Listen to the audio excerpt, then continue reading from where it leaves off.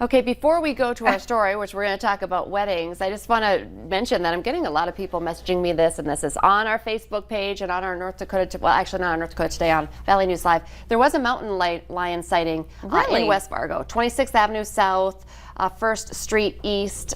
This is actually from the West Fargo Police Department saying, yes, there have been some reports of possible maybe a school being locked down. I'm not going to say that for sure because we haven't got it confirmed, but mountain lion sighting. So according to West Fargo Police, call 911 if you have any information, if you see anything. So yes, this is coming from West Fargo Police. People are starting to see it on Facebook, and I do know, as being in our newsroom just during North Dakota Today, that they are working on it. And if you want more information as to where it's happening, what's going on, just use your VNL News app or go to the Valley News Live main page. Maybe we can share that onto our North Dakota Today Facebook page as well. So, oh wow, I know, crazy. Oh wow, I always wonder, where do they come from?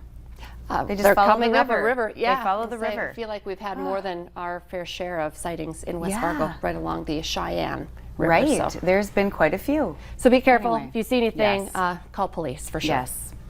On to weddings, though. Yes. I mean, there's been cancellations, postponements, micro and virtual weddings. 2020 really saw it all. For sure. But now weddings are back in a big way. I was mentioning I have 3 weddings this summer. I'm excited to attend.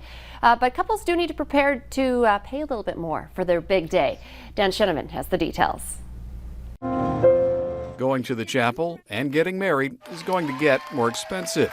Couples planning or replanning their perfect day are seeing pandemic pricing for everything from flowers to food. The demand for weddings has never been higher, which is so exciting after a year of not being allowed to have weddings. But with that comes an increase of prices. It's a battle of supply and demand, sprinkled with an industry's need to make up for lost revenue. Because of the lessons learned over the past year in the wedding industry, they're trying to recoup costs and best serve their clients. Brides Anna Olson says one area to invest in, a wedding planner.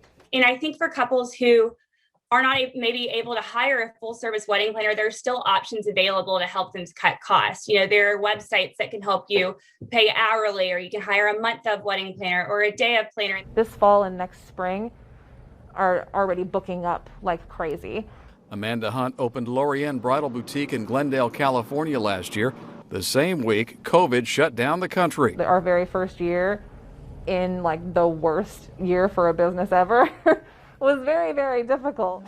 Brides shopping for their wedding gown are faced with limited supplies, delays, and yes, price hikes. It's interesting to see how much the pandemic can actually affect little tiny things that you don't think about. Hunt and thousands of other wedding vendors are again finding their footing as couples rush to the altar after a year of waiting at the altar. Dan Shinneman, NBC News. And we've heard this before, but if you want to save a little money, maybe look at having your wedding during the week. It used to be on a Friday, but now it's just as expensive on a Friday. Maybe you do a Monday. Well, even Tuesday, the Avalon Wednesday. mentioned that. They mentioned the middle of the week. They had a wedding coming up on Wednesday.